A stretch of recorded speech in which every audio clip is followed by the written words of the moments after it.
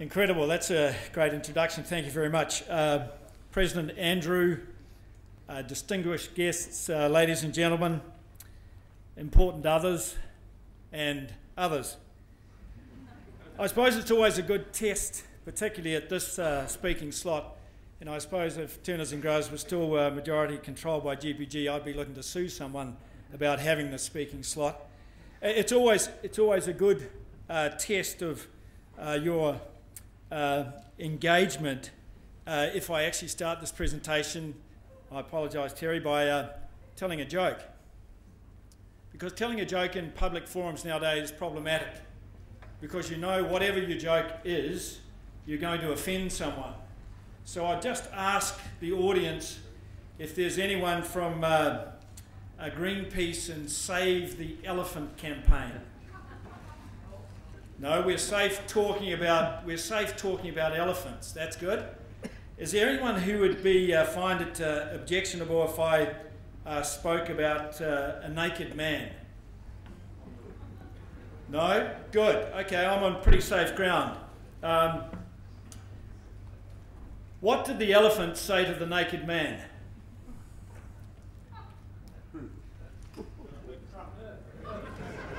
No, that's it's not the right answer. What did the elephant say to the naked man? You breathe through that? There we go, and I suppose that's probably the most non-offensive joke that I know. So if I actually swear during this presentation, I apologise now. What I'd like to cover is basically 4 areas, and the first, the update on Turners and Growers, I'll run through quite quickly as that's somewhat of an advertorial. I want to talk about our new major shareholder, BayWa, and their investment in New Zealand. And there's probably a little anecdote to that, how it nearly didn't happen. And that's sort of a chapter in the Overseas Investment Office annals. Thirdly, I'd like to talk about some of the key strategic drivers we see important going forward for Turners and Growers. And lastly, but certainly not least, I would like to talk about grower sustainability. So moving on to give the brief overview of Turners and Growers, as many of you would know, we are a reasonably large company from a revenue point of view. You may have heard previous administrations claim the $1 billion turnover, and I suppose if you take the percentage ownership in some of our offshore operations and you add that into that revenue, we come close to $1 billion. Reasonably profitable, as you can see there, 24.6 million. Those of you who have read our annual report, or our last annual report, or saw the reporting from our last 43-minute AGM, you'd realise that Turners actually reported a loss. That was because of a raft of one-off adjustments, but fundamentally profitable, employing a large number of people, just short of 1,300. Key product lines, I almost feel compelled to say apples, apples and apples, but I see a number of our domestic team glaring at me now, so I need to note that we have strength, particularly domestically in tomatoes with our Status company, and also citrus and kiwi fruit. Somewhat of a global footprint, and you can see now dominated by the BayWa influence. BayWa obviously European based, but you can see also the spread of some of the Turners and Growers influence globally. Looking at our revenue by source, I think the key thing that stands out by there is the importance and dominance of the New Zealand market. A lot of people will read the press rhetoric about developing Asian markets and new markets. It is a fact that we can't deny that the domestic market will remain very important to Turners and Growers going forward. Not only does it provide a steady and regular cash flow, that's right, isn't it, Al? Excellent. You never know with the price of bananas today whether we're actually making money or losing money, but very important, the domestic market to our overall business now and in the future. Now we get to the interesting bit, just dealing with our current shareholding and the basis of that. And you can see the Baiwa influence there, basically coming in and controlling 73%. It was interesting at our AGM, our chairman, Klaus Lutz, who happens to be the chief executive of Baiwa, when I asked him to sign this piece of paper, he said, "What does that mean?" And I said, "Klaus, it means if you vote for it, it gets passed." So it was quite a simple illustration of the control that Baiwa has.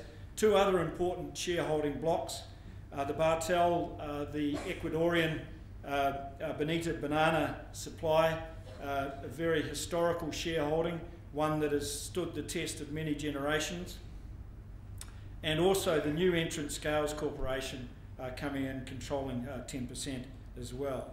That leaves approximately 4.3%, or around 650 individual shareholders. I suspect, given that we didn't have many giveaways, in fact none, at our recent AGM, that number may well drop quite quickly going forward. But the key point there is that our share price is somewhat irrelevant, as it's a very illiquid trade.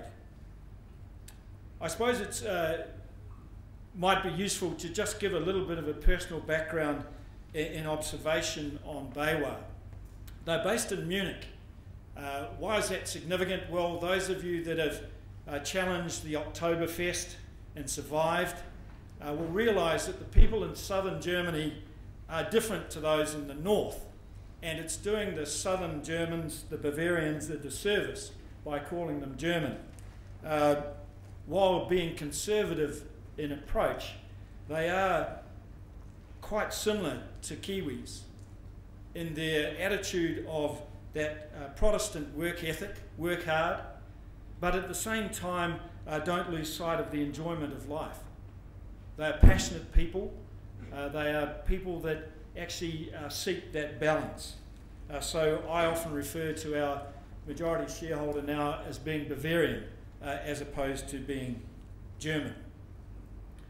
When you look at their business, I suppose the first thing that stands out is they're big. A turnover of just short of 10 billion, that's right, that's B, 10 billion euro, that's 16, 17 billion Kiwi. They're big. That's Fonterra size. They have three significant arms to their business: their agricultural business, building materials, and energy. So I suppose if you follow Maslow's theory of hierarchical needs, they cover food, shelter, and warmth.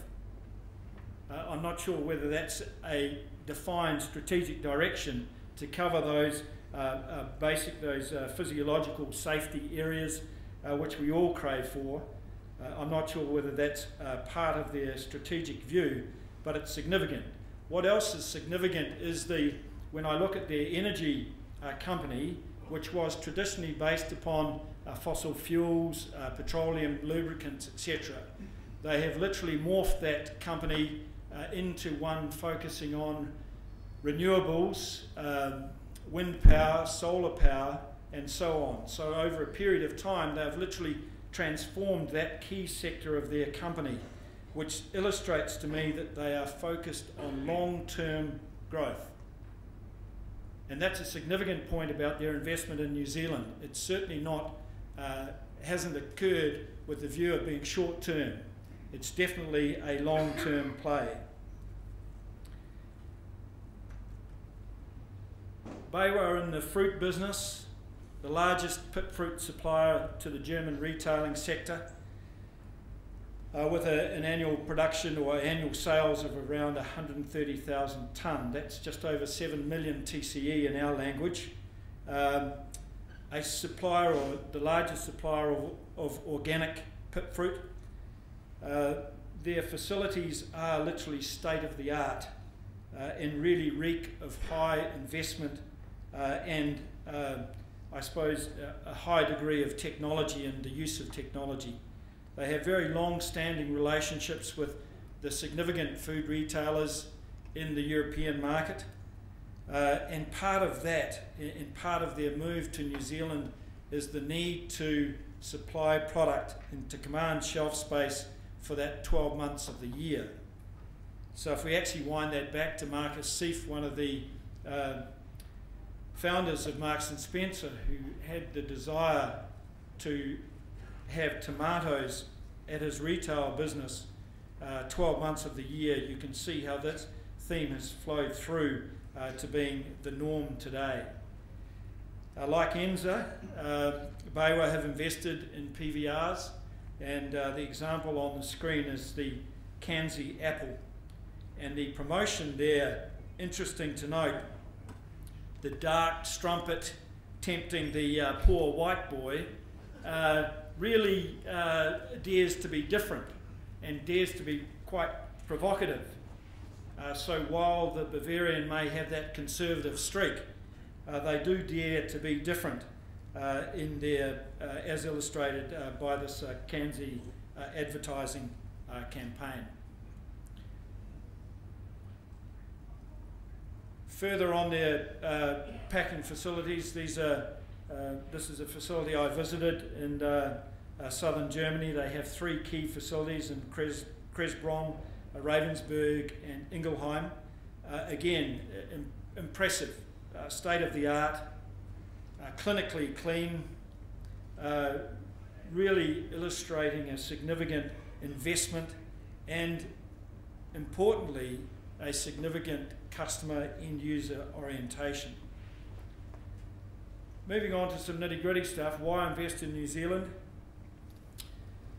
I think driven by that need to guarantee a 12-month supply, the counter-seasonal Southern Hemisphere option obviously came into the equation. And when you look at that Southern Hemisphere growing region, literally you can move across and you look at South America, probably issues with land title, the Torrens title system, which we enjoy, the basis of our land ownership is absent in South America, so probably issues over that land ownership or that security. South Africa, the regulation to have a percentage ownership under the Black Empowerment Act, probably concerning to foreign investors in that country. Australia, obviously they're criminals.